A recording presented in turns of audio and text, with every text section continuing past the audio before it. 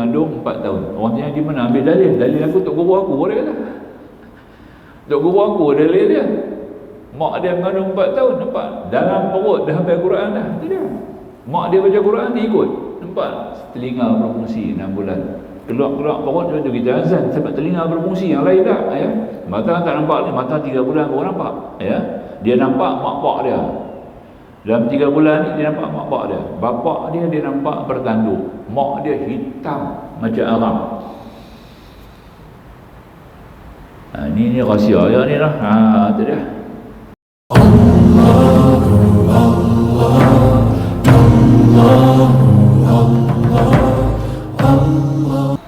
Kita sambung lagi muka surat 82 ni.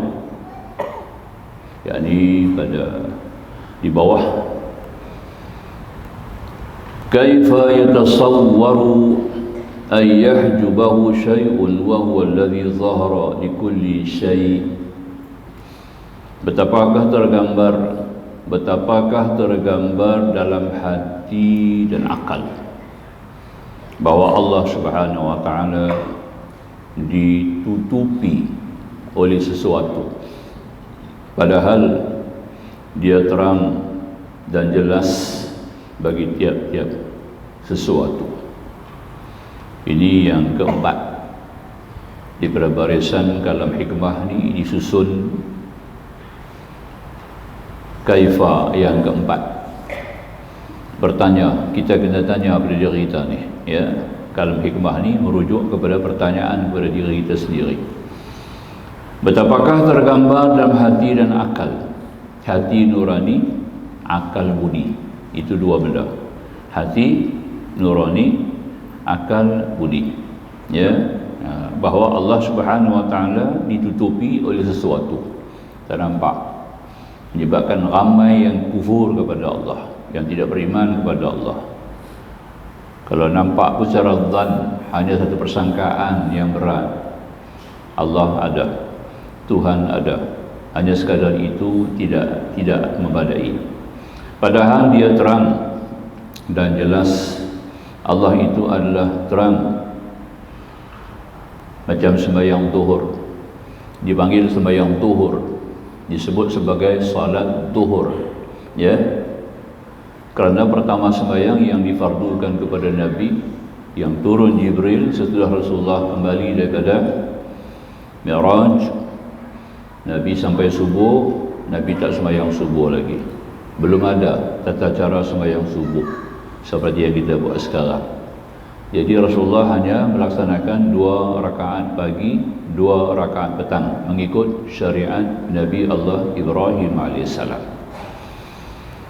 Jadi apabila zuhur, turun Sayyidina Jibril buat pertama kali mengajar Nabi di sisi Kaabah selama 2 hari 2 malam. Jadi sembahyang mula-mula yang dizahirkan sesudah waktu zawal. Ya, sepatutnya kita sebut sembahyang zawal, tapi tidak sebut zawal, sebut zuhur, kerana sembahyang itu yang dizahirkan pertama kali, maka dipanggil zuhur. Boleh kan? Itu kita faham begitu. Jadi zuhur ni dinyatakan, dizahirkan. Kemudian yang lain ikut waktulah. Sembahyang asar masuk asar, sembahyang maghrib masuk maghrib, sembahyang isya masuk isya, sembahyang subuh masuk subuh. Waktu sudah ada, sembahyang belum ada. Tapi bila Rasulullah diajar oleh Sayyidina Jibril, membimbing selama 2 hari 2 malam. Hari pertama mengajar tentang waktu fadilah, 5 waktu fadilah, waktu fadilah. Hari kedua waktu ikhtiar, 5 waktu itu waktu ikhtiar. Hari pertama 5 waktu fadilah. Masuk waktu buat dalam tempoh mengikut dalam kitab Bahrul Mazi, Syekh Idris Al-Marbawi Al-Alamah Al-Marbawi kata, mengikut falakiyah waktu afdal itu 15 minit. 15 minit waktu afdal. Ya, mengikut kaul jadid Al-Imam Syafi'i, maghrib pun 15 minit. Kalau ikut betul, dalam pendapat kaul jadid Al-Imam Syafi'i, maghrib 15 minit. Yang kita pakai sekarang ni kaul qadim, panjang sampai sejam. Ya, kita pakai kaul qadim tu, yang lama tu. Yang kalau baru 15 minit. Maka itu Maka disebut sebagai ulama falakiyah mengatakan waktu afdal 15 minit. Kita sentuh sikit lah bab tu supaya kita faham. Yang ambil kita zuhur tu. Jadi Allah SWT zahir dalam keadaan yang begitu terang dan jelas, maka disebut sebagai zahiran di sini melalui tajalli. Begini kita nak faham tuan-tuan. Kalau kita ambil lampu suluh, kalau pada minggu sudah saya sentuh berkenaan dengan cahaya matahari, ya, cahaya matahari bersinar, cahaya matahari, sinaran matahari itu limpah di atas bulan, maka bulan membangkitkan cahaya, betul tak? Ya, jadi cahaya bulan itu bukan cahaya bulan, bukan daripada bulan. Cahaya bulan itu adalah tajalli daripada matahari, faham ya? Jadi bila matahari itu melimpahkan sinarnya ke atas bulan, maka zahirlah satu cahaya. Jadi yang zahir itu adalah sebenarnya matahari, bukan bulan. Faham ya? Begitu. Jadi macam itulah kalau kita ambil lampu suluh. Bila kita suluh keluar oleh cahaya tu, ya. Cahaya itu adalah limpahan daripada lampu suluh. Ya. Sedangkan cahaya itu sendiri adalah tajalli yang datang daripada lampu suluh. Tu nak faham makna tajalli itu, ya. Macam tu juga Allah tajallikan nurnya, disebut dalam surah An-Nur pada ayat 35. Allahu nurus samawati wal ard. Asal nurihi kamishkatin fiha misbah, hingga akhir ayat, ya. Imam Az-Ghazali menyusun satu kitab satu kitab yang khusus berkenaan ayat ni, ayat 35 surah An-Nur ni. Kalau boleh kita hafal, ya. Kita bacalah surah ini, ayat ini, dan sekerap mungkin insya-Allah, ya, dia akan melimpahkan cahaya ketuhanan dalam jiwa kita, ya. Nombor satu sekali Fatihah. Banyak baca Fatihah. Imam Ahmad Taqiyuddin Ibnu Taimiyah, habis-habis sembahyang subuh dia dilambut kepala di langit, dia baca Fatihah sampai terbit matahari. Ahmad Taqiyuddin Ibnu Taimiyah, ya, ulama besar, ya, Ibnu Taimiyah kan kita kenal kan, ya. Begitu, ya, menjadi idola, ya, Wahabi lah, tapi dia bukan Wahabi, jangan salah faham, ya. Idola Wahabi, ulama yang tersohor, ya. Habis sembahyang subuh, habis dia zikir, sembahyang doa apa semua, dia di panggung tengok langit, dia baca Fatihah sampai matahari terbit. Kenapa? Limpahan daripada cahaya Fatihah itu akan membuka mata hatinya. Nak buka mata hati dengan Fatihah. Nama pun surah Fatihah, dia buka mata hati kita. Banyak membaca Fatihah. Sebab itu penting Fatihah tu, jangan kita ringankan dia, ya. Bawa dalam banyak perkara. Diwajibkan Allah dalam sembahyang. Kita baca dalam sembahyang sebagai rukun. Faham tak tu? Jadi macam itulah, ya. Jadi yang kedua surah ni lah, ayat 35 surah An-Nur, ya. Ayat 35 surah An-Nur, ya. Kita hafal, kita baca, mula-mula baca dulu sehingga kita hafal. Insya-Allah dia akan menyinarkan cahaya ketuhanan, tajalli, seperti Allah sebut kepada Nabi Allah Musa alaihissalam, ya, bila Musa minta untuk melihat Allah. Lan tarani, bukan lam tarani, lan tarani. Di dunia kamu tak nampak, di akhirat kamu akan nampak aku. Tapi bukan semua orang nak nampak Allah kena masuk syurga. Tak masuk syurga tak nampak Allah. Tapi bukan semua ahli syurga nampak Allah. Itu kena faham lah. Ini nak abang sikit ni. Walaupun dah masuk syurga, bukan semua ahli syurga boleh nampak Allah, ya. Ahli syurga yang tak boleh nampak Allah, yang tak boleh tengok Allah, mereka yang melakukan banyak amalan-amalan makruh ketika hidupnya. Jangan buat kerja-kerja makruh. Nampak tak, ya? Boleh. Nombor satu, makanan-makanan yang makruh haram lagi dah, ya. Makanan makruh, kalau orang kata rokok tu makruh lagi, tak apalah dia nak pakai hukum makruh. Dia nak pakai hukum haram. Dia isap rokok tu payah nak tengok Tuhan besok di akhirat. Pasal benda makruh, ya. Faham, ya? Makan benda-benda yang membusukkan mulut, buah-buah, makanan yang busuk, yang tak wangi, ya. Makanan-makanan yang wangi-wangi bagus. Makanan yang busuk-busuk tak bagus. Ya. Nah, durian bagus tak durian? Durian tak wangi. Durian orang kata bau ya. Betul ya. Tak bau durian ya. Orang tak kata wangi durian ya. Tu ya. Sebedak boleh. Nangka boleh. Papaya boleh. Ya, membelam boleh. Wangi. Tapi kalau sudah tukar bau, sudah jadi busuk. Itu makruh. Nampak tak? Buah-buah yang busuk kita makan tu makruh lah. Nampak ya? Makanan-makanan yang busukkan mulut. Petai jerin. Petai jerin, nampak tak? Jerin tu kalau kita bagi kat geram, dia tak mau. Kita kopek buka siap-siap, geram tu kita bagi kat geram kan. Dia tak mau. Buah lain dia sambak. Ya? Buah jerin dia tak mau. Tu elakkanlah petai. Yang semua tu adalah makanan-makanan makruh.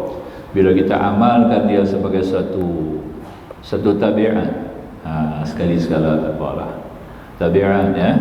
Tabiat ni berluasa. Ibnu Maskawih kita tabiat ni, pertama dia buat benda tu selalu kerap-kerap, itu kita panggil tabiat. Benda tu buat selalu kerap. Kedua, dia buat tanpa fikir panjang. Nampak tak? Ketiga, bila dia buat baru dia rasa lapang, baru rasa lega. Itu tabiat dia panggil. Nampak tak? Itu dah. Boleh faham ya? Itu Ibnu Maskawih dia kata. Ada tiga benda. Pertama, dia buat benda tu kerap. Sedekah dia hari-hari. Masuk masjid dia mesti tahu, mesti masuk kan RM1 2 dalam tabung. Hari-hari dia gali masuk dia. Itu kedua, dia lakukan tanpa fikir panjang. Aku tak ada banyak ni ya, kalau aku sedekah habis duit aku. Dia tak fikir ni tau. Nampak tak? Ambil masuk ya. Yang ketiga, bila dia buat benda tu baru dia rasa lega, baru lapang. Lagi tak buat tak lapang. Itu tabiat dia bagi. Faham ya? Mengikut Ibnu Maskawai. Baik, kita terang macam tu lah untuk dia faham. Jadi ingat saya tekan sikit tadi. Wujuhu yawma idzin nadhirah ila rabbiha nadhirah. Wajah-wajah pada hari itu berseri-seri kepada Tuhan mereka melihat. Nampak dah? Jadi bukan semua yang boleh melihat, melainkan mereka yang mengamalkan amalan-amalan, perbuatan-perbuatan makruh. Tak dapat menengok Tuhan. Tolonglah jangan buat benda tu. Cuba elakkan seberapa daya mungkin. Sebab tu dah mazhab Hanafi. Ya, seafood, makanan laut ni dia tak makan. Tiba tak makan kerang, getang, udang, tak makan ya? Tak makan. Tak makan. Sebab benda-benda ni tidak bau, tidak wangi. Dia tak wangi. Dia tak wangi ya. Belacan kan. Kita sampai belacan kan. Itu no. Itu dah. Itu semua benda yang tak wangi ya. Ya, sehingga kera pun meloncat kalau kena belacan. Ya, itu tahap dia kan. Dia punya bau tu tak tahan. Ini makruh. Kena faham ya. Kita kena mengaji sikit bab tu. Kena rujuk jauh sikit lah ya. Ini saya lihat dalam kitab disebut oleh Syekh Nawawi Al-Bantin, ulama besar, satu-satunya ulama Melayu dalam kamus Munji. Kalau orang mengaji bahasa Arab ni, dia kena tengok kamus Munji, nama kamus tu. Dalam kamus tu ada 2 orang aja ulama, ada 2 orang Melayu dalam tu. Dalam kamus tu ada 2 orang aja orang Melayu. Ada sebut dalam kamus Munji tu ya. Siapa yang mengaji bahasa Arab dan dia ada kamus tu, tengok dalam kamus tu tidak ada langsung nama orang Melayu dalam tu. Nama hang tuah pun tak ada. Tu nah. Tapi 2 orang Melayu. Nombor 1 Soekarno. Nombor 2 Syekh Umar Nawawi Al-Bantin. Nampak tak? Bintani. 2 ulama ni. Besar, mana kata hebat lah. Soekarno memang hebat lah. Soekarno memang hebat lah. Dunia antarabangsa memang hebat lah. Ya?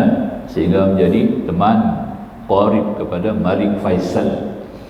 Tu yang dia boleh buat sa'i tu. Mas'a, tempat sa'i 2 tingkat. Ya, sekarang jadi 3 tingkat ya kan. 2 tingkat tu dia yang syorkan kepada Malik Faisal. Dia kata akan nanti datang jemaah haji lebih ramai lagi, dia kata. Nampak tak? Tempat sa'i ni tidak memadai. Kenapa tidak tuanku buat 2 tingkat, dia kata. Nampak tak? Malik Faisal ikut nasihat dia. Soekarno. Tu yang ada masalah 2 tingkat tu, tempat sa'i tu. Tapi afdal kita sa'i di bawah lah. Ya, sebab dia bukan Kaabah. Kaabah sampai langit. Orang naik helikopter boleh. Presiden Soekarno tawaf pakai helikopter. Dia pakai helikopter tawaf. Oh no, tu dah. Kemudian turun helikopter. Dia masuk Masjidil Haram, dia merangkak sampai Kaabah. Dia tak jalan kaki, merangkak. Oh, nampak tak tawaduk ni. Lepas tu tadi naik helikopter kan. Tinggi daripada Kaabah kan. Sekarang bila turun, dia merangkak. Sama juga pergi ke makam Nabi. Makam Nabi, nak masuk nak pergi makam Nabi tu, dia merangkak daripada pintu tu masuk sampai ke makam Rasulullah. Macam tu punya tawaduk dia. Hebat Soekarno. Jadi nama dia disebut dalam Munjid dengan Syekh Umar Nawawi Al-Bantin. Tapi sayang dia tak ada kitab-kitab Melayu lah, ya. Walaupun dia ulama Banten, ulama Melayu, tapi dia tak tulis kitab dalam bahasa Melayu. Itu sikitlah korang lah. Pastinya kitab dia semua cukup berharga, bernilai, ya, luas. Banyak rahsia-rahsia ilmu yang kita boleh peroleh, ya, insya-Allah. Baik, kita kembali balik kepada apa yang kita baca tadi, yakni Allah Subhanahu wa taala tajalli. Bila Nabi Allah Musa minta nak tengok Allah kata lan tarani, kamu tak boleh tengok aku, tapi di akhirat boleh. Ya, maka engkau tengok di bukit itu, bukit Jabal apa? Jabal Tursina. Ya, kalau kamu lihat bukit itu boleh berdiri di tempat itu tanpa berubah, kamu boleh tengok aku. Jadi Allah tajalikan nama dia, cahaya nama saja, bukan dia, cahaya nama dia, nama Allah tu. Tajalli cahaya Allah tu, nampak tak? Bagi kita dia panggil wari. Kita ni dia panggil wari. Cahaya tu bila masuk kepada jiwa kita dia panggil wari. Ya, wari ni adalah limpahan cahaya yang dihantar oleh Allah kepada hati hamba-hamba Allah yang terpilih. Nampak tak? Dengan syarat hati-hati itu kita kena bersihkanlah tuan-tuan. Usaha membersihkan dulu sifat-sifat yang mazmumah. Yang 10 kata Imam Ghazali dan Ihya Ulumuddin, dia rangkumkan dalam 10 sifat-sifat yang keji. Tuan-tuan boleh tengok sendirilah dalam Siyarus Salikin ada, dalam Bimbingan Mukmin ada, ya, ada dalam kitab ni ada sebut semua tu rumusan. Mukhtasar Ihya Ulumuddin, ya, ringkas oleh Imam Ghazali sendiri. Dia rangkumkan 10 sifat saja. Kita usahakan untuk mengikis sifat-sifat yang 10 ni, ya. Kalau kita tak nampak, kita kena pergi mengaji, ya. Kita kena pergi mengaji itu baru kita nampak. Kalau tak mengaji macam mana kita nampak? Kita sendiri tak akan kita sombong, betul tak? Kita sendiri tak akan kita hasad. Melainkan kalau orang kata hang ni cukup kuat sombong, baru kita nampak tak? Terima. Jangan lawan dia balik. Terima pasal kita tak nampak tak? Nah. Sehingga ada pepatah Melayu kata kan, gajah depan mata dia tak nampak, kuman di seberang laut dia nampak. Ya, kuman seberang laut nampak, gajah depan mata tak nampak. Inilah maksud dia. Ya, kita tak boleh tengok, kita tak nampak penyakit kita, dan memang susah kita nak terima, kita nak nilai kita ni tak baik, betul tak? Semua orang kata dia baik, dia kata dia betul, ya Pak, ya. Antaranya bila kita sebut kat dia, kita tegur dia akan lawan balik. Mana kata dia tak nampak tu? Hang ni cukup kuat hasad dengki tau kau. Boleh terima ke tidak? Kita tanya kat dia, pasal apa hang kata betul? Hang bagi satu contoh aku nak tengok yang kata aku ni hasad dengki, supaya aku tahu aku tak nampak, lah ni aku tak nampak. Mau kata dia tu lah. Ini baru sikap tawaduk, ya. Baru kita tawaduk, baru peranan akal berfungsi. Kalau tidak peranan akal tak main, ya. Itu kita kena lihat, ya. Sebab kita ada satu akal budi. Akal budi ini dia rujuk kepada akhlak, ya. Akal fikir rujuk kepada alam.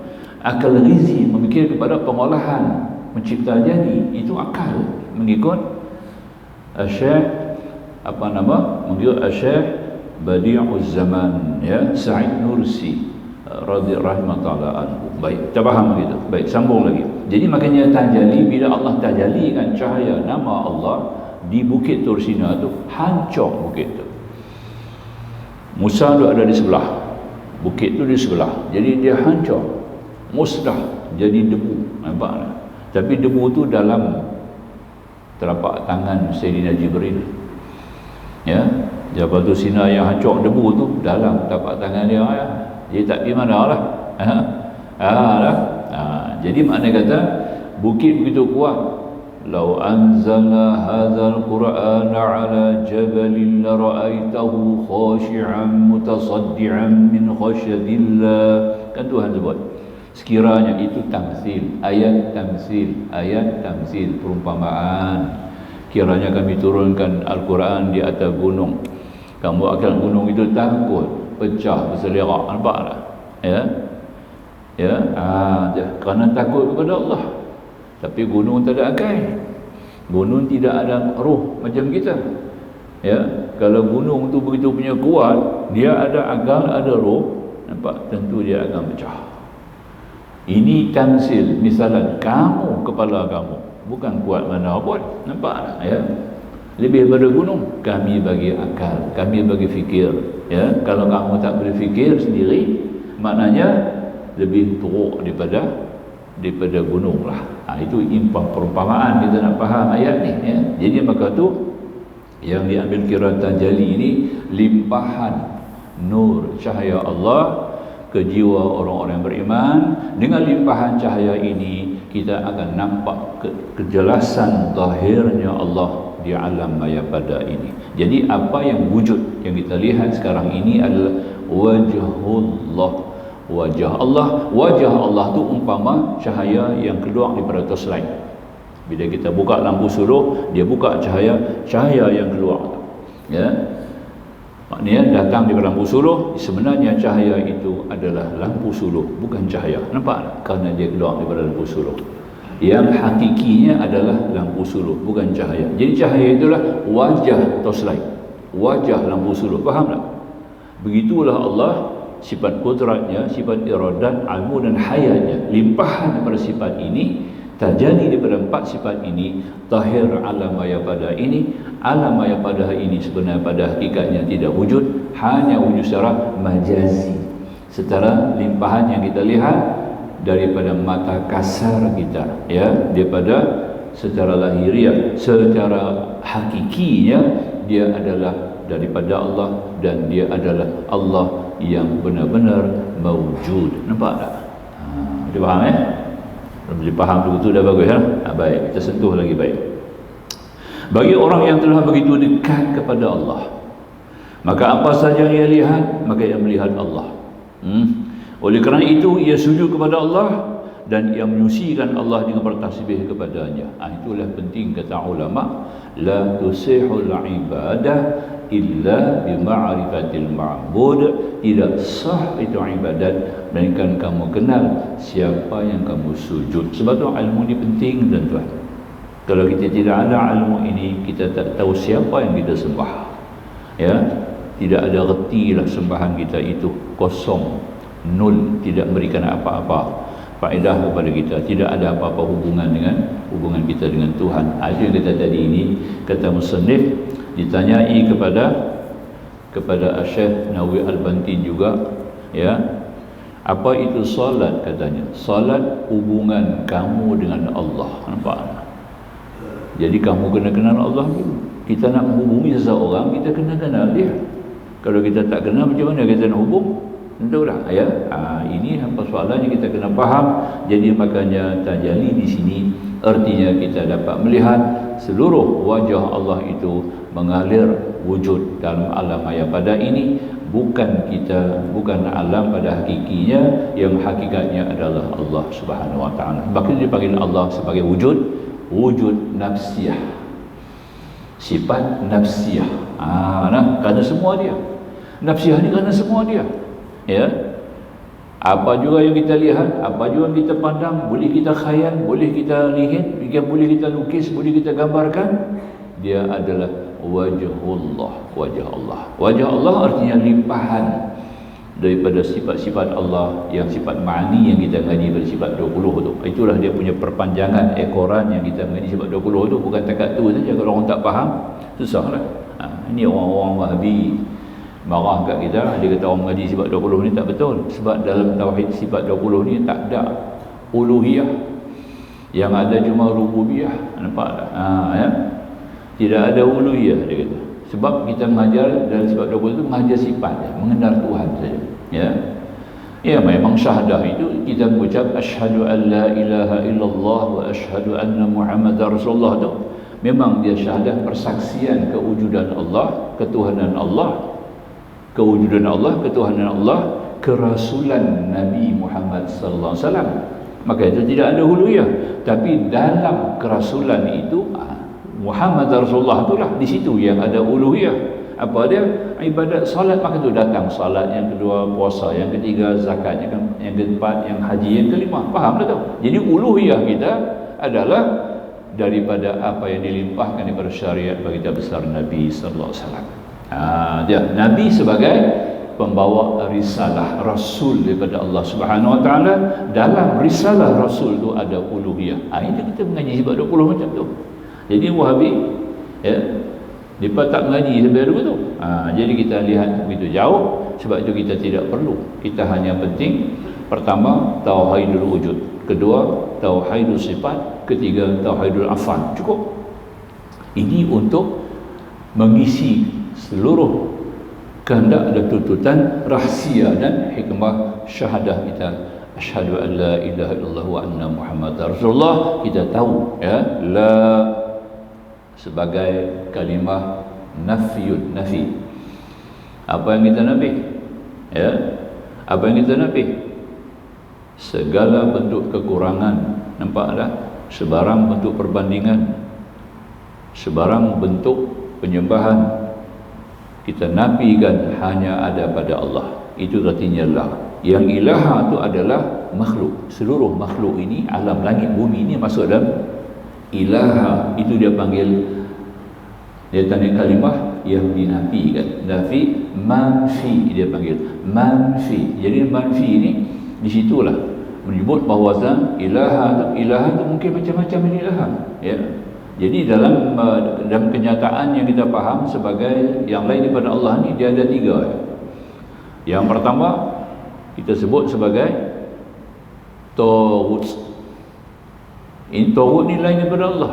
Masuk, jangan masuk dalam ilaha tu. Kalau kita tak kenal la tu, fungsi la awal, ilaha tu akan jadi Taghut. Boleh jadi kita sembah Taghut. Nampak tak? Ataupun kita masukkan urusan-urusan yang berkaitan dengan Taghut. Allah tu sama dengan makhluk, nampak ya. Dia buat kerja-kerja haram ya, kita langgar perintah-perintah Allah tu, itu Taghut lah tu ya, Taghut lah ya. Sampai tahap tu, sampai ke tahap kadang-kadang kita langgar hukum, tak faham hukum, bab fiqh tak ada. Sebab tu kena ada fiqh ni kita kena kemas ya, supaya terpelihara, terjaga segala ibadat kita tadi menjadi ibadat yang diterima dan sah sisi Allah SWT. Kalau fiqh tidak ada, ibadat kita tidak sah.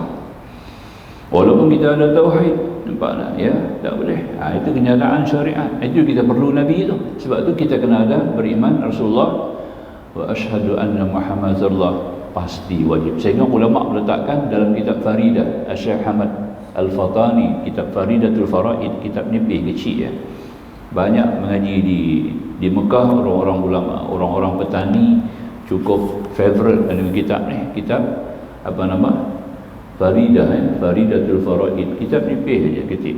The elementary stage lah, bahagian awalan ibtidai untuk kita mengaji sifat-sifat Allah Subhanahu wa taala. Ya, dalam tu Syekh Ahmad Fatani kata Muhammad Rasulullah itu adalah sangat penting. Nampak tak? La ilaha illallah itu kenyataan yang dipentingkan. Yang mementingkan dia adalah wa anna Muhammadar Rasulullah. Kalau Rasulullah tidak wujud, tidak ada Rasulullah, tidak ada syariat, kita tak kenal Allah. Betul? Kita tak jumpa Allah. Kita tak kenal kehidupan, kita tak kenal akhirat, kita tak kenal kita ini jadi makhluk yang sebelum Adam. Ini yang pentinglah. Makhluk sebelum Adam yang kata tadi ini, mereka rosak apa semua itu kerana tidak ada ni. Kerana tidak ada Rasul masa itu, tidak ada Nabi. Ya. Apabila datang Rasulullah SAW, barulah syariat itu wujud, baru perkenalkan kepada Allah, baru mengenalkan bahawa kita bahasanya qul innama ana basyarun mithlukum yuha, aku ni manusia macam kamu, macam misal kamu, bukan sama dengan kita. Nabi tu jangan salah faham ya, Nabi tak sama macam kita walaupun dia manusia. Dia sebut qul, Allah suruh Nabi kata kat kita Qul innama ana bashar, katakan aku ni manusia macam kamu. Nampak tak? Nah, tapi aku bukan sama dengan kamu. Nampak? Kita train borok naik basikal kan, ya, main circus kan. Kita ni kata apa? Macam orang lah, tapi dia bukan orang, dia borok juga. Dia faham ya? Dia faham ya? Jangan kata Nabi sama dengan kita tau, tak sama ya. Itu dah ya. Al-bashar laisa kal bashar. Itu Rasulullah. Ya, manusia tapi dia bukan manusia biasa. Dia faham ya?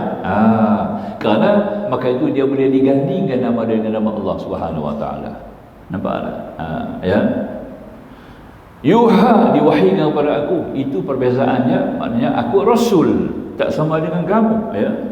Tak boleh. Maknanya dalam segi kehidupan fizikali pun Nabi tak sama dengan kita. Dari segi kehidupan laziman pun Nabi tak sama macam kita. Dan budaya kehidupan harian pun Nabi tak macam kita. Tak sama dengan kita kan. Banyak perkara mengikut Syaukani, ya, Imam Syaukani, ya, dalam Durul Mansur dia kata apa? Rasulullah punya 1000 khususiyah. 1000 khususiyah, ya, yang tidak ada pada manusia biasa. Itu dah nampak. 1000, bukan 102. Ya, yang kita tahu sikit-sikit je lah. Itu kelebihan Rasulullah, ya. Kalau orang faham lagu ni, ikutlah ulama-ulama. Seperti kita kena mengaji lah, kita ulama ni, ya. Jangan tolak ulama ni. Terus kita buka kita hadis, cari dalam hadis tak ada. Nampak tak, ya? Dia katakan Rasulullah tak macam kita. Rasulullah ni tak ada beza macam kita juga, kan? Sehingga ada menteri dulu kan, menteri pun dah mati lah. Dia kata apa? Rasulullah ni macam kita punya DO, District Officer. Itu je dia punya tahap. Ada menteri tu kata, mati lah, arwah menyengap. Kita kata kan, hang jawab dalam kubur tu kan. Dia boleh kata Nabi Muhammad tu macam kita punya pegawai daerah saja, tak ada apa. Nampak tak, ya? Dia lebih tinggi daripada Nabi lah, pasal dia menteri kabinet. Nampak tak? Kacau tak? Tu lah. Na'udzubillah min zalik. Atau kita minta berlindung. Kita kena kenal Nabi, ya. Kena kenal betul Rasulullah, ya. Kalau baca Syama'il tak cukup. Kitab Syama'il kita baca tu belum memadai lagi, ya. Itu hanya kita tahu cara pembawaan budaya Nabi, ya. Tapi kalau hakikat kerasulan, hakikat kewujudan, ya, Rasul sebagai Muhammad, itu dia, nampak? Itu dia, ya. Muhammad itu beza sangat-sangat. Muhammad tu bukan nama kepada satu nama yang lazim seperti nama manusia. Dia adalah suatu zat yang punya satu kelebihan, yang punya satu kekhususan, yang Allah namakan dia Muhammad. Nampak tak? Layak. Sehingga ketika Allah menjadikan langit dan bumi ini dicipta dengan satu nur. Allah jadikan langit bumi dengan nur Allah Subhanahu wa taala. Nur itu Allah namakan dia Muhammad, bukan Nabi Muhammad, ya. Nur itu Allah namakan dia Muhammad, dipanggil Nur Muhammad. Daripada Nur Muhammad itulah juga Nabi utus Rasul, dan Nabi utus bagi dia besar Nabi kita Nabi Muhammad sallallahu alaihi wasallam. Jangan salah faham pula nak, kena baca dulu tu nak. Itu dia. Jadi pendek kata, kebetulan nur itu dirupakan dengan rupa yang begitu indah dan menarik lah. Ini sebut dalam Kashful Ghaibiyah, Syekh Zainal Abidin Al-Fatani ada sebut. Dalam kitab dia anda boleh baca Kashful Ghaibiyah. Tidak faham? Baik. Sambung lagi di sini. Jadi bagi orang yang telah jadi ini dan yang menyucikan Allah, kepadanya bertasbih segala ni apa yang di langit sebagai langit bumi. Sebab itu langit dan bumi bertasbih kepada Allah kerana terang nyata mereka dapat melihat Allah, ya, secara keadaan kedudukan mereka sendirilah. Taraf orang yang nak tengok Tuhan, yang melihat Tuhan, yang mengikut ilmu dan makrifah dia sendirilah, berdasar kepada kekuatan al-ma'rifah yang ada pada kita. Jadi maka dikata sebagai langit, bumi dan seluruh isinya menyatakan kebesaran Allah Subhanahu wa taala, dan ucapan masing-masing ini pengertian kalam Allah yang berbunyi Al-Quran, tusabbihu lahu as-samawati sab'u wal ardu wa man fihin wa in min syai'in illa yusabbihu bihamdihi walakin la tafqahuna tasbihahum innahu kana haliman ghafura. Sadaqallahul azim. Langit yang 7 lapis, bumi dan apa yang di dalamnya bertasbih, memuji dan menyatakan kebesaran kepada Allah Subhanahu wa taala, dan tidak ada sesuatu pun melainkan bertasbih memuji Allah, tetapi kamu tidak mengerti tasbih mereka itu. Ya, sesungguh Dia Maha Penyantun dan Maha Pengampun.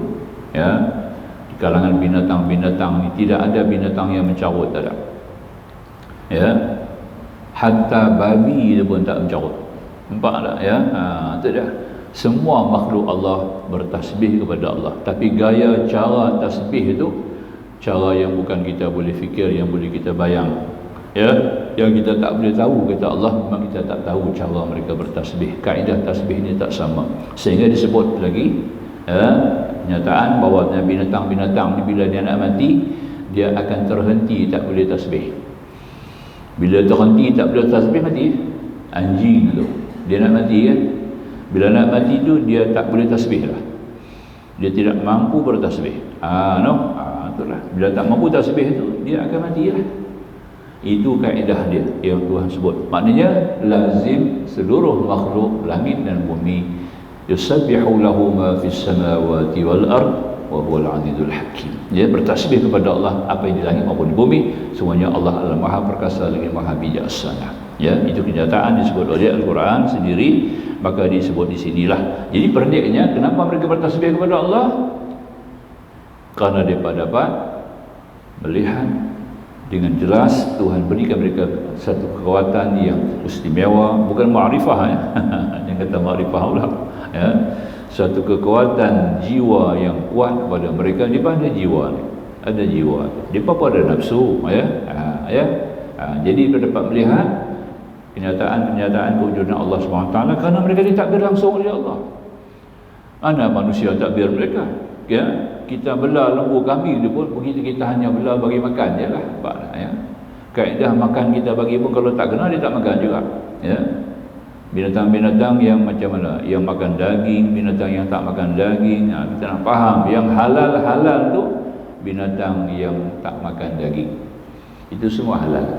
Mana-mana binatang yang tak makan daging itu halal. Mana-mana burung yang tak makan daging, burung tu halal. Macam burung gagak kan, gagak makan daging kan, tapi bukan semua gagak makan daging. Ada gagak tak makan daging, dia makan padi. Gagak padi dia panggil. Nampak tak? Gagak padi ni dia putih, dia rintik hitam di leher dia kan. Itu gagak juga tu, bentuk gagak betul-betul, tapi tak makan daging, halal. Bukan semua gagak tu haram. Gagak padi halal. Nampak ya? Boleh faham? Pasti dia tak makan daging. Haji ni makan daging, harimau, singa, kucing, nampak tak? Tu kita tak boleh makan. Nampak tak? Ya. Yang tak makan daging halal. Senang nak fahamnya, bukan susah kan? Tu nah. Orang kata bewak kan. Imam Syafi'i kata bewak halal kan. Oh, mana Imam Syafi'i kata bewak halal? Hang memfitnahkan nama ulama besar dalam kitabul ya. Dia panggil waras. Waras tu makna kata bewak. Bewak ni gigi dia gigi taring. Gigi taring. Habis yang duk makan dog tu bewak juga. Dog bukan bewak. Yang kata dog bewak ya. Yang kata dog bewak tu kan, sebab gigi dia seri, dia tak makan daging. Ya. Dog ni kita panggil kadal padang pasir. Itu bahasa yang betul. Maka dia panggil dog. Imam Syafi'i kata dog, Ibabi kata bewak. Nampak tak? Cacat nama ulama ni, nampak tak? Pelekeh nama ulama. Tu nak baca kitab ni kena tahu juga bahasa dia kan. Ya? Bewak boleh makan benar. Dibubuh dah bewak gabui. Lepas duduk dalam tanah kan. La. Ya? Jangan kata bewak. Dog ni Arab kata, Melayu kata kadal padang pasir. Kadal. Dia ada dua kadal tuan-tuan. Satu kadal yang di padang pasir kita panggil dog, satu kadal lagi dia terbang. Dia boleh terbang tapi dia tak ada kapak tu. Ya? Yang ada kapak tu kita panggil apa? Tokek. Tokek eh. Tokek tu yang Nabi tak bagi bunuh. Nabi suruh bunuh yang tu eh. Bukan cicak dalam rumah ni. Cicak dalam rumah ni cicak lembut, tak berapa kita pun. Nampak tak eh? Yang pergi katuk dia tu apa nampak tak? cicak terbang, nampak dah. Tu dah cicak ni dia ada kapak-kapak tu. Itu yang pergi hembus, hembus angin ketika Nabi Ibrahim dilempar masuk dalam jaring api tu. Cicak tu lah, cicak terbang. Dia panggil cicak kubin, dia tak silap dia nama betul kubin kan, cicak kubin tu dah ya. Tapi yang cicak betul ni tak kena mengena pun, biar-biar agak dia banyak kacau tu dah. Kita buat amal ibadat elok dalam rumah dia tak masuk lah. Binatang tak masuk rumah ni tuan-tuan. Pasal kita buat ibadat elok dalam rumah. Ada benda-benda yang elok dalam rumah tu kita buat benda elok. Lagi satu, kita kurang membaca Quran. Banyak baca Quran, surah Al-Baqarah tu rajin kena baca lah. Kita sebut dah 11 ayat, paling-paling tidak 11 ayat. Daripada Al-Baqarah tu bawa lah setiap hari, insya-Allah rumah kita terpelihara daripada makhluk. Zaman Rasulullah, para sahabat Nabi, rumah mereka bukan ada pintu je kita, bukan ada pintu kayu, pintu besi apa. Semua pakai tirai. Pintu rumah mereka semua pakai tirai. Lipan tak masuk. Gunung, bukit, bukau ni tak masuk. Bukit tak masuk lipan tak masuk, cicak tak masuk, kalau jengking tak masuk, nampak tak? Tikui pun tak masuk, nampak tak? Kita pencuri masuk. Bukan kata tikui saja lah. Sampai pencuri masuk rumah, nampak tak? Pasal apa? Orang dalam rumah tu tak kena, tak betul, nampak tak? Zaman Khalifah Umar Abdul Aziz ada satu hamba Allah, tak ingat nama dia lah dia bawa sekawan kambing-kambing ternak masuk satu daerah kawasan dekat dengan kawasan rumah Amirul Mukminin. Kawasan tu kawasan larangan lah. Dia duduk di situ 24 hari. 24 hari dia duduk di kawasan tu dengan kambing-kambing penuh. Kawasan tu banyak serigala. Cukup banyak. Tapi kambing dia seekor pun tak cacat. Nampak tak? Seekor pun tak cacat kambing dia. Tu dia duduk elok betul Dia lepas tu betul cukup kambing dia. 24 hari, lepas 20 hari 25 hari mangkatlah Khalifah Umar Abdul Aziz. Bila mangkat Umar Aziz, kambing 2 ekor, kambing dia serigala terekam. Nampak dia tanya balik, pasal apa aku duduk tanya 24 hari kambing tak jadi, maka hari yang ke-25 kambing aku 2 ekor hilang. Dia kata hari ni Khalifah Umar Abdul Aziz dah mangkat. Nampak tu dia, nampak tak ada dah ahli zuhud dalam kawasan tu maka turun balap. Dulu ni kepala batas tu dah paling dekat ni kan, kepala batas lah, kepala batas tokong paling besar. Nampak dah dia punya fund tampung, kita tabung masjid, dia tabung tokong, dia punya 16 juta. Kita himpun satu Pulau Pinang punya masjid pun tak sampai 16 juta. Nampak tak? Mereka tokong, mereka boleh simpan 16 juta. Duduk di mana? Kepala batas. Kawasan siapa? Kawasan Tuan Guru Al-Alamah Fahamah Syekh Abdullah Fahim. Zaman Abdullah Fahim tak boleh buat. Besar tu je tokong, tak boleh besar, nampak? Tak boleh. Di mana besar tokong terubah sendiri. Itu dia. Di musim-musim panas nak main apa? Main funfair. Melayu kata pampir. Nampak tak? Musim-musim panas nak main funfair. Cina buat funfair lah. Bawa lah segala endui pusing, kuda terbang apa sampai main kan. Pasal panas. Tu. Bukan ada apa-apa larangan. Nampak tak? Dapat kebenaran polis apa semua ada. Dia main waktu maghrib, turun ribut, angin turun, dia angkat habis semua. Bukan musim hujan pun. Nampak tak? Itu dia. Pasal apa? Sebab ada ulama besar, Syekh Abdullah Fahim dalam tu. Seorang wali Allah. Dia ni wali Allah, wali Melayu. Antara 14 wali Melayu di Malaysia, di tanah Melayu ni dia lah. Salah seorang. Syekh Abdullah Fahim. Dia mangkat je hari ni, besok boleh main fanfare. Nampak lah. Itu Syekh Abdullah Fahim. Orang kepala batas tak tahu cerita ni. Duduk dalam ni lah. Saya duduk pergi mengaji dulu. Duduk pergi dengar Haji Ahmad Skor macam. Haji Ahmad Skor. Bunyi pun skor di belakang. Pasal suka tengok bola. Nampak tak? Ulama satu-satunya punya gelaran di belakang. Haji Ahmad Skor. Nampak tak? Orang nak angkat jadi mufti Pulau Pinang tak mau. Tak mau jadi mufti Lubina, tak mau. Oh berat dia kata jadi mufti. Aku fatwa orang tak terima teruk. Dia kata betul tak? Aku nak kena tegur banyak cerita. Itu dia. Waktu tu mengaji, pergi dengar mengaji. Saat ni dia lena, kami keluar. Nampak tak? Kaki lagi isap rokok, jumpa sebatang. Nampak tak? Masuk balik, sambung mengaji balik. Minggu depan ada yang disedia Merdeka dalam main bola. Ni kita minggu depan kita cuti kita tak mengaji sebab Haji nak pergi tengok bola. Siapa nak ikut? Tu dia, minta hak tu. Sewa bah. Sewa bah konsel ya, sewa bah. Pergi tengok bola. Tapi dalam perjalanan tu dia tunjuklah cara nak sembahyang qasar, nampak tak? Macam mana nak jamak, nampak tak? Ya. Dia mengajar dalam perjalanan tu cantik. Sampai pergi tengok bola di padang bola, nak sembahyang di padang lagu mana, nampak tak? Tu dia. Ini Allah. Syekh Ahmad Skor. Bunyi skor di belakang. Tu pun orang pajak song tak tahu, pajak song. Belum betul aku pergi tanya orang pajak song ni, yang tua tahulah, yang muda-muda tak tahulah. Siapa ada baca maskop? Itu dia. Itu dia antaranya lah. Ya, baik. Semua tadi lah. Tu lah. Haji Samad ya selalu sebut ya. Betul pun ya, tak betul pun ya. Nampak? Haji Ahmad teko selalu bawa teko kecil. Tak minum air orang. Minum teko dia. Nampak? Dia tak percaya kat orang. Nampak tak? Tak tahu air tu bersih ke, air tu betul ke, belanja duit elok ke, nampak tak? Dia jaga dia punya warak tu. Warak tu. Nampak tak? Ya. Air masjid tak mau minum. Tu dia, nampak tak? Bawa air dia sendiri, bawa teko sendiri. Ikut siapa? Ikut Syekh, ikut ulama besar wali Allah Ibrahim Idham. Ibrahim Idham dia sampai Masjidil Haram, dia tak minum air Zam-Zam dengan kolej mangkuk masjid dah. Dia bawa dia punya sendiri.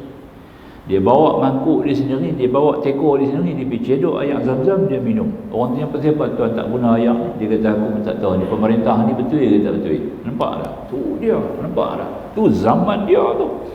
Bukan zaman Wahabi, nampak tak? Bukan zaman Muhammad Salman. Tu dia.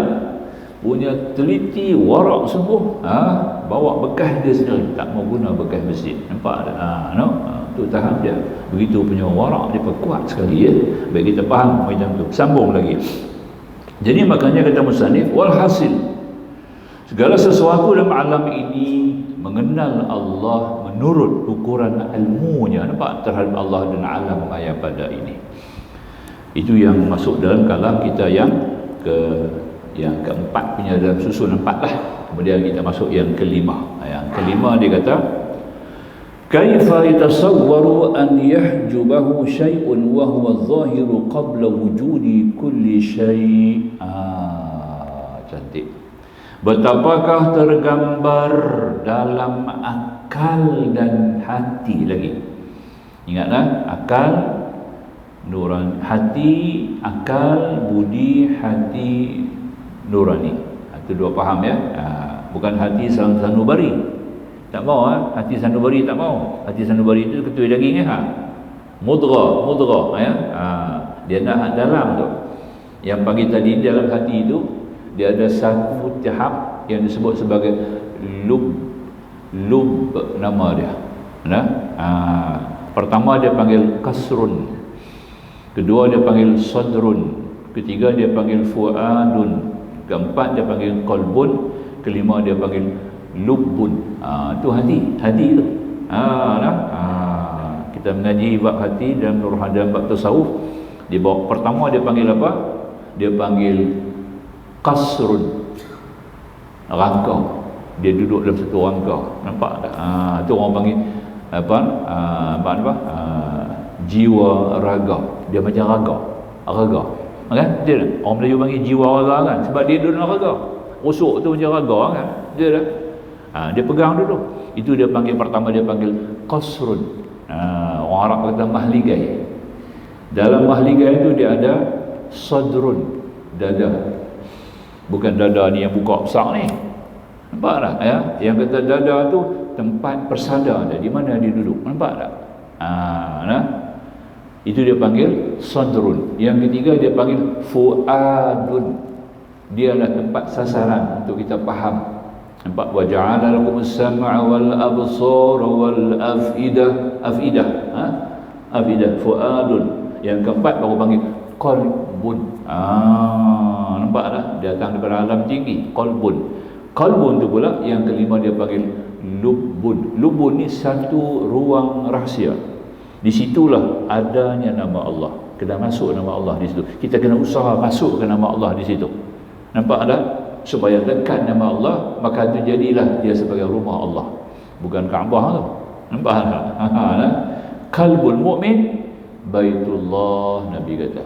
Hati orang beriman itu rumah Allah. Nampak tak? Pasal dalam tu ada nama Allah. Nampak tak? Itulah yang kata rumah Allah yang sebenar dalam jiwa mukmin yang sejati. Dia faham ya? Itu dipanggil sebagai lubun. Maka tu orang yang ada lubun ni panggil ulul albab. Nampak tak? Daripada lubun jadi albab. Faham ya? Dia panggil ulul albab. Orang yang ada lubun ni, ada nama Allah ni panggil ulul albab. Dia ada konten dengan Allah, sentiasa ada konten dengan Allah, tak putus. Tapi kita kena lazimkan dengan usaha luaran, amalan-amalan batin mestilah padat, mestilah banyak, barulah kita akan terbuka, nampaklah akan Allah Ta'ala tajali. Bila dia tajali namanya tadi dalam hati kita, kita akan nampak Allah dengan terang, dengan jelas, tidak tersembunyi. Bila nampak Allah dengan terang, dengan jelas, jadilah kita sampai kepada tahap apa? Tahap muraqabah. Muraqabah ni sama ada kita melihat Allah atau Allah melihat kita. Dua-dua berfungsi, nampak tak? Ya. Anta'budallaha ka'annaka tarahu. Kamu mengibadati Allah seolah-olah kamu melihatnya, seolah melihatnya. Bukan melihat, seolah melihat. Ya, sebab Allah bukan zat macam kita ada jenguk ni. Dia bukan zati muqayyad, dia zati mutlak. Zati muqayyad ni kita lah. Nampak tak? Ada beranak, ada fizikal, ada luaran, ada hidup, ada mati. Itu zati muqayyad dia panggil. Nampak tak ya? Saling berkait, berhubung ya. Allah zati mutlak. Itu dia, baru jadi betul ya. Jadi pendek kata, kita melihat Allah seolah-olah melihat.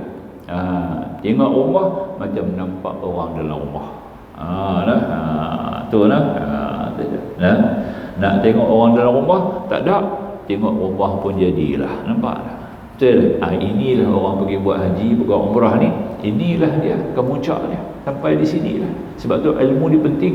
Kalau tidak ada ilmu ini tuan-tuan, jangan kata solat, kita cuba kerja haji umrah pun tak ada erti, tak ada nilai. Nampak tak ya? Dia tak tahu apa dia Baitullah, dia tak tahu apa dia Kaabah. Sampai tahap kenapa orang Islam sujud Kaabah? Dia bertanya lagu tu lah ya. Orang tanya kat Mufti Perlis ya. Tanya kat Mufti Perlis, pasal apa orang Islam disembah Kaabah? Yang tanya ni pun orang Islam juga. Tanya kat dia. Nampak tak? Dia pun boleh jawab elok lah. Mufti jawab elok lah. Alhamdulillah. Nampak tak? Kalau tidak jenuh ya.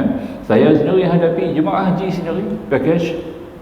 Nampak tak? Dia pergi hari mula, dia pergi tawaf, habis buat umrah, dia balik, dia tak mau masuk dah Masjidil Haram. 2 hari tak pergi Masjidil Haram, dia sembahyang di bilik. Nampak tak? Kemudian dia menjumpa saya sendiri lah. Ustaz, dia kata, saya nak pergi Kaabah ni saya rasa berat lah. Pasal saya rasa saya sembah batu, dia kata. Nampak tak? Maknanya dia tak ada ilmu ketuhanan. Nampak tak? Dia tak ada ilmu tu, dia tak ada. Dia cuma ada ilmu untuk melaksanakan umrah haji saja. Dia tak ada ilmu ketuhanan, tak ada ilmu fiqh, tak ada ilmu tasawuf, tak ada. Ini masalah ya. Kita bukan sembah Kaabah ya. Kaabah itu sebagai lambang kesatuan ibadah. Dia masuk dalam kumpulan tauhidul ibadah. Dia masuk dalam bahagian tu. Nampak ya? Tauhidul ibadah. Sebab dalam ibadat ni dia ada banyak unsur-unsur yang kita kena jaga untuk mengasahkan tentang ibadah itu. Sebab Tuhan kata, faman kana yarju liqa rabbih falyamal amalan shalihan wa la yusyrik bi ibadati rabbih ahada. Barang siapa yang berkeinginan, bercita-cita untuk bertemu dengan Tuhan dia. Kalau tak bercita tak apalah.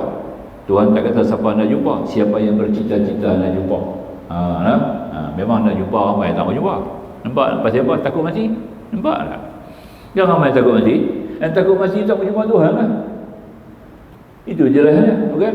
Itu yang kita jadi. Sebab itu Rasulullah SAW ketika Aisyah, Rasulullah balik ke rumah Aisyah, hari itu lambat sikit lah. Giliak tu malam tu rumah Aisyah, tapi Rasulullah datang lambat sikit. Ya, dia datang rabah Rasulullah merabah kepala Nabi, Aisyah pun rabah kepala Nabi lah. Rabah basah ke kering tu dah. Ya, tahu faham kan lah? Pasal main lambat ni singgah tak mana-mana ni, nak pegang kepala tu basah ke kering apa? Tu dia. Ya. Nabi kata syaitan kamu telah dapat menggoda kamu. Ya Rasulullah, kita ada syaitan. Ya. Apakah engkau? Aku pun ada juga. Nampak? Tapi syaitan aku sentiasa membenarkan aku, sentiasa ikut aku, sentiasa taat kepada aku. Nampak? Kita semua ada syaitan tu. Ada kat kita sekarang. Allazi yuwaswisu fi sudurin nasi, yang berlingkar berjalan dalam dada-dada manusia. Kan Tuhan kata, nak lari mana? Sah kan? Kemudian Rasulullah kata, ada di antara hamba-hamba Allah yang tak mau jumpa Tuhan. Aisyah terkejut bangkit. Adakah dia kata orang tak mau jumpa Tuhan ni? Aisyah terkejut dia. Rasulullah kata ya. Yakni ketika kita nak mati, tuan-tuan, cara mana nak mati lah, dia akan datang gambaran tu sebelum roh kita dia sampai 3. Pertama sakaratul maut. Boleh jadi 6 bulan paling awal, ataupun dalam masa 10 minit tak sampai sakaratul maut. Kita minta sakaratul maut, Allahumma hawwin ala fi sakaratul maut, minta sakaratul maut yang ringan. Memang sakaratul maut semua orang kena, mabuk mati semua orang kena. Tapi pertama mabuk mati tak bahaya lagi. Dia sampai peringkat yang kedua dia panggil nazar, yang ketiga muhtadar ni pisah roh lah. Ya, masa sakaratul maut itu tempoh kita akan berlagak keadaan yang agak tidak lazim, tidak biasa. Orang kata buang tabiat. Dia tak? Ya. Dia elok pakai seluar katuk. 6 bulan dah pakai ada seluar katuk lah. Tak mau pakai ada kain apa. Pergi belakang kata dia pakai seluar pendek. Dia ni orang tua ni apa jadi nampak. Sembahyang dia pakai kain. Balik di rumah pakai seluar pendek dia lah. Rupanya tanda nak mati. Sakaratul maut tak elok tu dah. Tak elok sakaratul maut tu. Tak bagus. Nampak tak? Tu dia. Tu dah. Yang kedua dia panggil apa? Nazar ni dah tak boleh ada komunikasi dengan urusan luar lagi. Tak ada lagi. Ya? Tak ada lah. Nak minum air tak nak boleh dah, nak cakap tak boleh dah, mata pun tak boleh jelas dah. Ya? Yang cuma berfungsi telinga dia aja fungsi. Nampak? Kita gerak keluar pada perut telinga. 6 bulan dalam telinga dah boleh dengar lah. Nampak? 6 bulan dalam perut kita dah boleh dengar lah, tahu tak? Ya? Sebab tu Imam Malik mak dia mengandung dia 4 tahun lah, 4 tahun 4 years. Cakap putih sama, habis faham. Ustaz kata tak betul juga lah. Imam Malik mak dia mengandung dia 4 tahun. Jadi Imam Syafi'i itu yang kita belum tempoh lama seorang ibu, seorang perempuan boleh mengandung 4 tahun. Orang tanya di mana ambil dalil? Dalil aku tok guru aku dia kata. Tok guru aku dalil dia. Mak dia mengandung 4 tahun, nampak? Dalam perut dah hafal Quran dah. Itu dia. Mak dia baca Quran dia ikut. Nampak? Telinga berfungsi 6 bulan. Keluar perut tu kita azan sebab telinga berfungsi, yang lain tak, ya. Mata tak nampak ni, mata 3 bulan baru nampak, ya. Dia nampak mak pak dia. Dalam 3 bulan ni dia nampak mak pak dia. Bapak dia nampak bertanduk. Mak dia hitam macam Arab. Ni rahsia ya ni lah. Tu dia. Seorang baby tu dalam perut, mata tak nampak apa lagi. Mak dia kalau mari, kalau mak dia mesti yang hitam legam macam Arab. Itu mak dia mau. Kalau yang bukan hitam dia menangis, dia tak mau, dia menangis. Nampak tak? Bapak dia bertanduk. Lah 3 bulan. Ini rahsia-rahsia lah. Cari hadis tak jumpa. Saya pakai ulama je. Kita pergi ulama lah. Ulama-ulama mu'tabar yang bercakap ni. Bukan juga nak dengar biasa sembang-sembang ya. Jadi makanya telinga berfungsi. Sampai nak mati lah pun kita talqin dekat dia. Telinga masih berfungsi. Padam telinga habis. Last punya telinga, nampak? Sebab tu telinga ni kita nak basuh ayat sembahyang, telinga basuh betul-betul tahu tak? Jangan buat lebih kurang. Syekh Muhammad Arsyad Al-Banjari dan kita Sabil Al-Muhtadin kata basuh telinga 12 kali. Buka tengok ya. Buka tengok dalam Sabil Al-Muhtadin Sabil Al-Muhtadin Jalan Arsyad Al-Banjari, buka bab wudu tengok ya. Basuh telinga 12 kali. Tapi bunyi nombor 3, nampak nombor 3, tapi gerak kita tu jadi 12. 3 kali mula kita basuh muka. Basuh muka kita kena basuh dengan daun telinga sekali. Nak ambil tali tudung, sideburn kita. Nampak? Jadi kita kena usap dengan telinga sekali. 3 kali dah basuh muka. 3 kali dia kena hampir dah. Nah. Kali kedua kita usap kepala, nampak? Usap kepala sampai ke belakang. Dia kena belakang telinga, nampak tak? 3 kali. Kali ketiga baru jolok masuk parit. Kali keempat kelingking, lubang telinga kena 3 kali. Itu dia, baru 12, nampak tak? Faham sebab penting telinga daripada lain. Apa benda pun telinga paling penting. Mata korang lagi. Orang tak kenal saya, orang dengar suara orang kenal. Asal kan ni? Tang suara kami dengar saya. Kalau tengok rupa kami tak pernah tengok kan. Nampak itu dia. Betul boleh faham betul lah. Apa-apa lah kalau kita orang buat jahat kat kita kan, kita ada musuh dengan orang kan, walaupun kita dah baik, orang ni kata apa? Kalau kami tak ada apa dah, okey dah baik semula. Tapi kalau dengar apa yang dia kata, tak harus bagi maaf. Itu dia, nampak? Betul tak?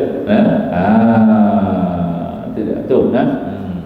Itu yang kita tadi ni, yang kita nak faham pentingnya telinga tadi. Maka tu tuan-tuan usap telinga usap telinga elok-elok masa ambil wudu tu, kita usap betul-betul, masukkan dalam parit-parit tu, tarik sikit telinga, nampak? Orang darah tinggi kan, pressure dia terlalu tinggi sangat. Cek tengok, buka tengok tinggi. Nak buat macam mana? Ambil jarum, cucuk telinga. Cucuk betul-betul dalam telinga dia bagi dia keluar darah, syak pressure turun. Itu dia, nampak? Itu dia. Tu, kelebihan.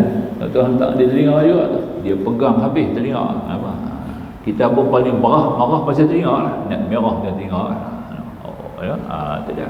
Tu, ini dia ada rahsia kita faham. Dengar, penting basuh telinga tu. Sunnah Nabi dalam wudu. Dia tak sebut dalam Quran tak sebut. Quran kita basuh muka aja tapi Nabi bawa rahsia. 2 rahsia Nabi bawa. Pertama, kumuk masuk air ke hidung sekaligus. Tarik air sampai ke atas ni. Nak tarik air tu mulut, tarik air tapi rasa di sini tau. Jangan main sikit-sikit lah, tak apa tarik sampai sini. Sampai boleh rasa air di sini, insya-Allah tuan-tuan confirm orang ni tak kena stroke. Dia tak akan kena stroke. Tak boleh kena stroke ya. Nampak tak? Tu dia rahsia ini saintis gaji ni. Saintis gaji dia kata apa orang Islam memang tak boleh kena stroke punya. Tak ada saintis kata lagu tu. Nampak tak? Tu lah. Harun Yahya seorang filosof Turki dia kata orang Islam memang dia tak akan kena stroke. Pasal dia ada rahsia. Dalam agama dia, dalam ajaran dia, ambil wudu, bila masuk ayam ke mulut ke hidung, dia mesti bawa ayam ke atas. Nampak tak? Ayam tu mesti naik sampai ke atas ni. Punca dia, point dia. Nampak tak? Maka tu dia tak akan kena stroke. Tu dia, nampak? Jangan buat sikit-sikit puasa janganlah. Puasa tak boleh. Puasa tak boleh lah. Masuk ayam batal. Kalau tak batal lah. Nampak? Dan kita jaga-jaga pun tertelan sikit, tak apalah. Kau mau mulut pakai hayam ni kan telan kan. Kalau kita dah buang pakai hayam dalam mulut lagi, baiklah, tak ada masalah. Itu bab dia. Jadi maknanya dia kata tadi ini yang kita nak ambil faham telinga. Jadi pada kata 3 kita sebut tadi, pertama sakaratul maut, kedua nazak, ketiga muhtadar ni dia nak apa keluar nyawa lah. Masa itulah datang gambaran hang ni ahli syurga ahli neraka. Tahu dah masa tu, nampak tak? Neraka ke syurga dia nampak dah masa tu. Allah tunjuk dekat dia dah. Neraka syurga. Orang yang nampak neraka tak mau mati, nampak tak? Benci, yang tu kita benci tak berjumpa Tuhan tu. Pasal dia takut mati. Kalau dia mati dia tak ada masuk neraka sebab dia nampak gambaran neraka. Bagi orang yang nampak syurga, ya Allah, awal masuk syurga nak cepat mati, sebab tu kita kena segerakan tajhizul mayyit, menyelenggarakan mayat kita kena segerakan. Sebab kita punya sangkaan yang baik, semua orang Islam mati insya-Allah masuk syurga. Macam Nabi ditanya, ya Rasulullah, apa berapa ramai umat kamu syurga? Umat aku semua masuk, Nabi kata. Itu dia. Nampak? Itu dia. Satu rangkaan, satu persangkaan yang baik kan. Umat aku garanti semua masuk syurga. Nabi cerita lah. Memang umat Nabi masuk syurga pun. Ya, itu paling keras. Macam itulah kita pun, jadi kita kena faham baik. Jadi makanya dalam rangka yang disebut oleh Musannif yang kata tadi ini, betapa tergambar dalam akal hati Allah itu terdinding sesuatu, maksudnya bagi orang yang dekat dengan Allah. Dekat dengan Allah ni kita kena mulalah mendekat dengan Tuhan. Tiap-tiap perkara kita buat tuan-tuan, amalan yang kita buat mestilah berniat qurbah. Niat qurbah. Apa niat qurbah? Niat untuk mendekatkan diri kepada Allah. Jangan ada apa-apa motif lain. Nampak tak? Sembahyang sunat duha, jangan ada sebab rezeki lah. Jangan salah faham lah. Sembahyang sunat duha murah rezeki, silap. Dah lain motif dia. Itu bukan ikhlas. Bukan ikhlas hakiki, bukan lagi itu. Walaupun ikhlas saudagar nama dia tu. Ikhlas saudagar nama dia tu. Ya, tak mau. Dia kena ikhlas hakiki. Kita buat ibadat untuk mendekati kepada Allah. Sebab putus subuh dengan zuhur ni dah putus, kita tak sembahyang, betul tak? Waktu lain bersambung. Subuh dengan zuhur dah putus. Bila putus, kita nak sambungkan ingatan kita. Akhirnya solat ada zikri. Allah Ta'ala kata, tegakkan solat buat mengingati aku. Tujuan solat ingat Allah, betul tak? Jadi bila kita dah zuhur dengan subuh dengan zuhur ni, kita disibuk dengan cari makan. Ya, sibuk cari makan, mungkin kita lupa Tuhan. Jadi kita nak ingat balik, kita buat sembahyang sunat duha sebagai menyambung ingatan kepada Allah, menyambung ingatan kita melalui solat. Nampak tak? Cantik. Nampaklah, itu mendekatkan diri kepada Allah. Bagus. Dekat dengan Tuhan semua dapat. Hidup minta sepasai-sepasai tak dapat lah. Ya? Kalau kita dekat dengan raja, dapat semua. Pangkat pun dapat, duit dapat, kelelakan, kedudukan pun dapat, keamanan pun dapat, penjagaan pun dapat, kekayaan pun dapat, semua ada kat dia. Tapi kalau hanya minta pangkat saja, tak dekat dengan Tuhan, tak dekat dengan raja, betul tak ya? Kita akan jauh daripada raja. Nampak tak? Dapat datuk, dapat Tan Sri, habis. Tak dekat dengan raja, tak ada arti. Nampak tak ya? Cuba kita dekat dengan raja tu, semua kita dapat. Allah punya semua, sebab kita dah faham Allah yang pegang semua, dia takdir seluruh alam, semua ada dekat dia. Nampak? Baik kita dekat daripada kita nak minta sesuatu yang khas. Orang sembahyang baca tiap-tiap malam, tabarakallazi biyadihil mulku wa huwa ala kulli syai'in qadir. Pasal apa? Nak elak daripada azab kubur. Betul tak? Kubur tu siapa punya? Azab tu siapa punya? Siapa yang nak azab kamu? Nampak tak? Ya? Tak faham kan? Baca tabarakallazi sebab pertama kerana mengamalkan sunnah Nabi. Sunnah Nabi itu terbaik. Semua sunnah Nabi terbaik. Maka aku pertama, aku sembahyang baca tabarakallazi ini untuk mengamalkan sunnah Nabi. Kedua, untuk mendekatkan diri kepada Allah. Nampak tak? Ya? Bukan tabarakallazi saja boleh menyambat kita daripada kubur ni. Tuan-tuan duduk sekarang ni pun bukan tuan-tuan menyambat kubur saja, tuan-tuan sedang menempah taman syurga sekarang ni tuan-tuan. Tuan-tuan sekarang ni kalau matilah ni lah taman syurga duduk tunggu tuan-tuan dalam kubur tau. Sebab tuan-tuan sudah dalam Rawdatul Jannah. Itu dia. Ini Rawdatul Jannah dipanggil Pak. Ya, diserubungi oleh para malaikat. Itu malaikat turun mengembangkan sayap-sayap rahmat mereka di atas kepala kita dengan syarat jangan buat 3 perkara ya. Nampak tak? Kedua, pertama sekali jangan lena. Terlena tak apa. Nampak tak? Boleh tak? Kedua, jangan buat kerja-kerja lain. Ni. Tapi kalau telefon kita pakai hari ini, kita pakai telefon banyak tujuan kita nak rakam, kita nak record, kita nak note. Itu tak masalah, boleh. Gunalah sebagai satu media, alat penyambung untuk alat penyiaran, bagi tidak masalah. Tapi duduk buka WhatsApp, duduk tengok WhatsApp dia, nampak tak? Duduk tengok WhatsApp dia sendiri, tak indah betul kurung. Mereka angkat balik, dia naik balik, tak ada sayap tu, tak dapat, nampak tak ya? Tak ada. Sembang, ada lagi sembang, nampak tak? Tok guru dan wajah dia duduk sembang lagi, nampak sama-sama dia apa? Malaikat pun angkat sayap balik, dia tak limpah sayap. Dia kena tumpu, kita kena tuju, kena tumpu, nampak tak? Dah dengan hanya semata-mata untuk mengikuti kuliah dan mengaji, nampak tak? Dan tok guru pun jangan merapu lah. Tok guru tu mengajar tu pun janganlah merapu, nampak tak? Jangan bawa perkara yang tak kena mengena, ya? Bawa cerita-cerita yang tak kena-mengena. Ini kita kata tadi, ini telah mempolitikkan agama. Banyak persoalan yang timbul sekarang politikkan agama kan. Itu dia. Ya, na'udzubillah. Macam saya tak bawa di Malaysia lah. Malaysia banyak lah tu. Kita bawa belah Indonesia. Nampak tak? Dulu ni ada masa zaman Soeharto lah. Ya, Soeharto. Ya. Soeharto ni kan apa nama? Dia masa nak lawan presiden kan. Golkar kan. Parti Golkar. Nampak tak? Nah, orang yang nak lawan dengan dia, parti lain nak lawan dengan dia, dia guna Al-Quran tau kan. Dia guna ayat apa? Ayat dalam surah Al-Baqarah. Pelik sikit lah ya. Ya. Qul ya Adam uskun anta wa zawjukal jannata fakula minha ragadan haitsu syi'tuma fala taqraba hadhihi as-sajarata fatakuna minaz zalimin. Al-Baqarah kan itu kan. Qul ya Adam uskun anta wa zawjukal jannah. Nampak berkata kami kepada Adam, wahai Adam, tinggallah kamu dalam syurga dengan isteri kamu. Nampak dah? Fakula minha ragadan haitsu syi'tuma, makanlah apa yang kamu nak makan. Fala taqraba hadhihi sajara, jangan kamu hampir di pokok. Fatakuna minaz zalimin, jadi kamu keduanya orang yang zalim. Tahu tak? Dipaguna ayat tu untuk dalam kempen politik depa. Tahu?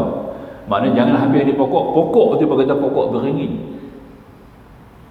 Pokok tu ditafsir pokok beringin. Konon pasal apa? Lambang parti Golkar pokok beringin. Ya. Faham tak? Faham tak cerita dia? Ya? Punya pandai sungguh. Ya? Jadi guna ayat ni, ini yang tak kata mempolitikkan agama, itu tak boleh. Nampak tak? Salah tu. Islam memang politik. Islam memang politik dijadikan Allah satu nikmat kepada umat Islam ni. Politik ni siasah dia panggil, untuk nak jaga agama lah. Tujuan politik ni untuk jaga akidah, jaga ibadah, jaga ummah. Nampak tak? Itu tujuan politik. Sebab tu orang kata tidak berpisah. Agama dengan politik tidak boleh pisah. Tak boleh pisah. Nampak? Ya? Masjid dengan AJK, mana boleh pisah? Boleh pisah kan masjid dengan AJK? Tak boleh berbuat masjid tempat sembahyang, tapi kena ada AJK. Kalau tak ada AJK, siapa nak takbir masjid? Betul tak? Ya. Itu yang paling penting. Itu yang paling. Ini maknanya tidak boleh pisah. Kalau orang kata agama berbeza dengan politik, jangan sambung agama dengan politik. Tak betul. Salah besar tu. Silap. Orang ni sudah rosak akidah tu. Ya. Agama kena ada politik, tak boleh pisah dengan politik. Tapi jangan mempolitikkan agama. Macam contoh tadi lah, kalau politik kan agama untuk tujuan baik, nampak tak? Ya, untuk tujuan baik, untuk semata-mata kita nak bagi orang makan kan. Ya, ayu ra'aitan ladzi yukadzibu bidin fadzalika dzul yatim wa yahuddu 'ala ta'am miskin. Kan pakai? Ya, Tuhan sebut kita bagaimana kita nak kenal orang yang dustakan agama. Siapa mereka yang kita dusta agama ini? Mereka mengherdik, menolak anak yatim dan tidak bagi makan orang miskin. Di sini ayat ini kita guna untuk tujuan rahmah. Hari ini kita ada kan jamu rahmah, jualan rahmah. Ayat ni boleh lah. Boleh lah kita guna ayat ni. Nampak tak? Ya. Itu dia. Boleh kita guna ayat ni sebab tu ada menteri yang guna ayat ni. Bukan guna ayat ni, maka kita kena salurkan, kita hebahkan kepada masyarakat.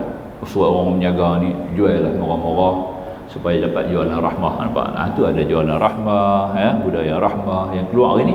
Kerana ayat ini bolehlah kita mempolitikkan agama dengan cara yang betul, guna dalil yang betul, bukan jadi banyak cerita pokok ni. Nampak? Jangan hampir kepada pokok beringin. Maknanya jangan kamu sokong parti Golkar. Auzubillah min zalik. Itu kita nak faham lah. Jadi mereka kata begitulah, kita ambil faham. InsyaAllah hari ni kita terlanjur sikit, tak apa lah. Minggu depan kita cuci boleh, cuti sana. Anak cucu banyak balik main kampung. Kita pun nak pitang lain kan. Ahad depan panjang umur insyaAllah kita cuti lah, tangguh sana kuliah kita, kuliah subuh. Ahad depan ditangguhkan sekali sekali ahad saya kira banyak ramai antara kita yang mungkin tak ada di sini ke, atau nak keluar ke, bagai-bagai kan. Jadi kita cuti lah, depan cuti. Tolong sampaikan kepada kawan-kawan kita yang tak sempat hadir pada hari inilah ya. Ahad depan kuliah subuh kita berehat dulu insyaAllah.